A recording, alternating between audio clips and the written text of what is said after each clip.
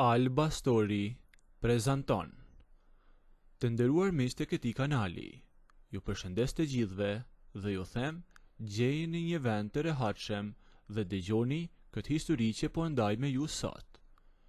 Është një rrëfim i imi që kam kuptuar se sa do të mundohesh të ikësh fatit, ai të gjen, të kap përdore dhe të çon fiks aty ku ishte shkruar.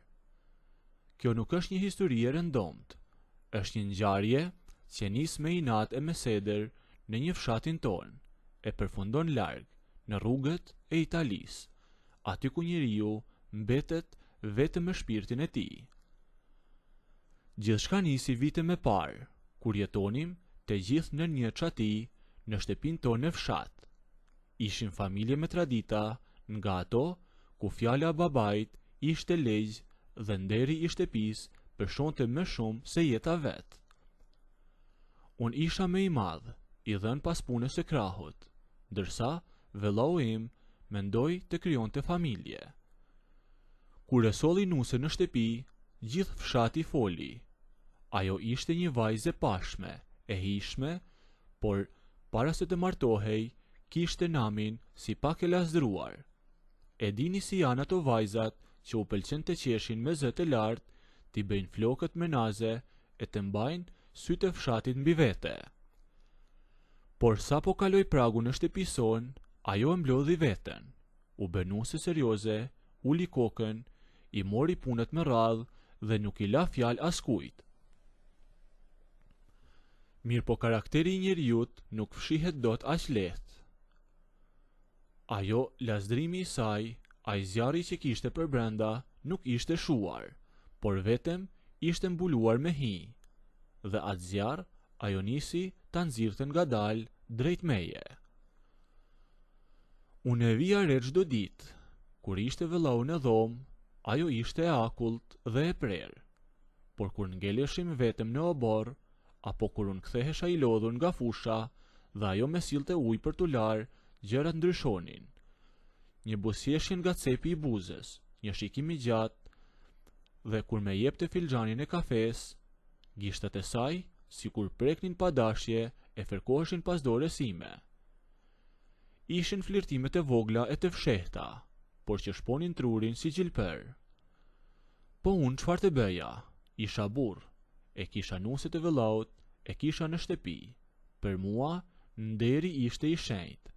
Qëndroja i ftohtë si shkemb, bëja sikur nuk shihja asgjë, bëja sikur nuk kuptoja gishtat e saj, dhe e pija kafen me një frym dhe ktheja shpinën. Po për brenda isha si ujku në kafaz, sepse fundja prej mishi jam, e ajo ishte një grua që ta merrte mendjen. Duke e parë se kjo punë nuk po shkonte mirë dhe nga frika se një ditë mund të gaboja e të lija nam në gjithë krahinën, mora një vendim të rënd. Preva biletën dhe ika në Itali. U thash të shtëpisë që po shkoj për punë, për të bërë ca para, po vërteta ishte se po ikja nga ajo shtëpi dhe nga ai shikim që po mendiste gjakun. Ika dhe nuk u ktheva më. Për 4 vite u vara në përskela, punova në shi e në diell, krijova një jetë e re në një qytet të qetë të Italisë. Pas 4 vitesh, nga bisedat me familjen, mora një lajm që më ngriu. Vëllau dhe nusja e tij ishin ndarë. Punët nuk u kishte shkuar mirë dhe nuk po mirreshin vesh, dhe ajo ishte kthyer tek prindërit e saj. Martesa mori fund me letra dhe me gjyq. Nuk fola shumë, dhash një ofsham dhe thash me vete, ja që pas ka pasur të shkruar fatin e zi ajo grua, dhe jeta vazhdoi. Kaloi edhe një vit i plot nga dita kur u ndan. Një të diele, po pija kafen poshtë pallatit tim në Itali, kur me bie telefoni. Ishte një numër që nuk e njihja, dhe e hapa. Alo, dëgjova një zë që me bëri të dridhej filxhanin e dorë. Ishte ajo, ish gruaja e vëllaut tim. Më tha se kishte ardhur në Itali për të kërkuar një jetë e re, për të ikur fjalëve të fshatit dhe para gjykimeve të njerëzve si grua e ndarë. Dhe si për çuditë e fatit, ajo kishte përfunduar fiks në të njëjtën qytet, madje në të njëjtën lagje ku jetoja unë. Ajo nuk njihte njëri të gjallë, ishte vetme si qyqe. I vetmi person që ja dinte numrin isha unë. A mund të më ndihmosh pak? Me tha me një zë të mbytur. Nuk din nga t'jam mbaj. Sa do i fort të jesh, gjakun se bën dot ujë, dhe njeriu në gurbet nuk lihet në rrugë. Tani ajo nuk ishte më kunata ime. Ishte një grua lirë, një ishnuse që s'kishte më asnjë lidhje me vëllaun tim, dhe ishte një njeri në nevojë. U çova dhe shkova ta takoja. Kur e pash tek stacioni i trenit, diçka me lëvizjen e gjoks. Vitet e kishin pjekur. I kishin dhënë një nur edhe më të rënd. E ndihmova. Gjatë javëve në vazhdim, i gjeta një shtëpi të vogël me qira. E ndihmova të regjistrohej për dokumentet, i gjeta një punë në një rrobaqepsi të zonës. Dhe me kalimin e ditëve, teksa shihja, teksa ajo ambientohej, ndjeva se si u zgjua përsëri ajo gruaja e lasdruar, plot jetë që unë njihja dikur. Por tani historia ishte ndryshe. Muri i nderit që na ndante në fshat ishte shembur.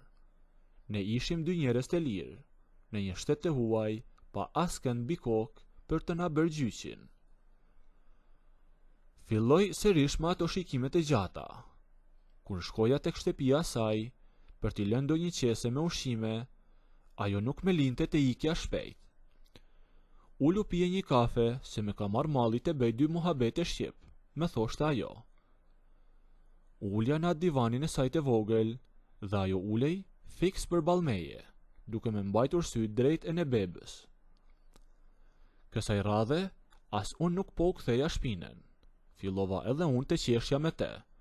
Të hidhja ndonjë fjalë të rënd e plot kuptim, nga ato fjalët që një burr i thot vetëm kur e di që gruaja ja ka hapur derën. Gjithçka u volos një mbrëmje të ftohtë vjeshte. Ajo me kishte thirrur për darkë, për të më gatuar diçka tradicionale, si shenjë falënderimi për gjithçka kisha bërë për të. Kur hyra në shtëpi, ajo po gatuante. Kishte lëshuar flokët e gjata mbi supe dhe mbante veshur një këmishë të thjeshtë që i rinte lirshëm. Pasi hëngrëm darkë, ulem në atë divanin e vogël në sallon. Jashtë, shiu kishte filluar të përplasej pas xhamave. Dhoma ndriçohej vetëm nga një llambe verdh që i jepte fytyrës së saj një hije të ngrohtë.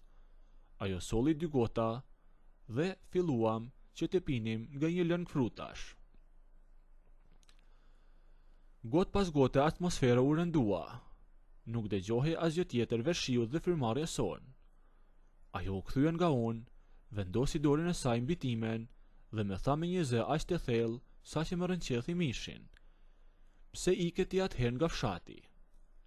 E shikova drejt në sy dhe s'kisha pse të gënjeja, s'kisha pse të fshihesha as nga vetja e as nga ajo.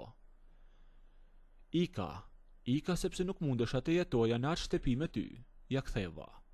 Ika se çdo herë që më sillje kafen, unë doja të ta derdhja nga dora të shtrëngoja, por ti ishe ndaluar për mua.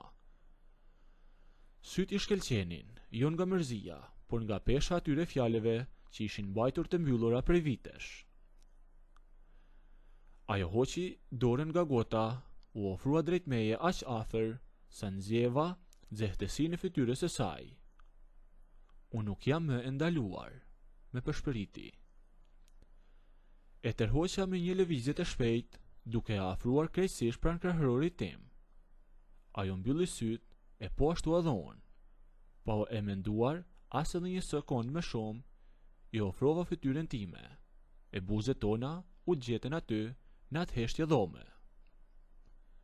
Pastaj me shpejtësi, nëse doni të ndëgjoni historinë deri në fund, bëjini videon like, a nëse nuk doni, abonohuni ose bëjini subscribe.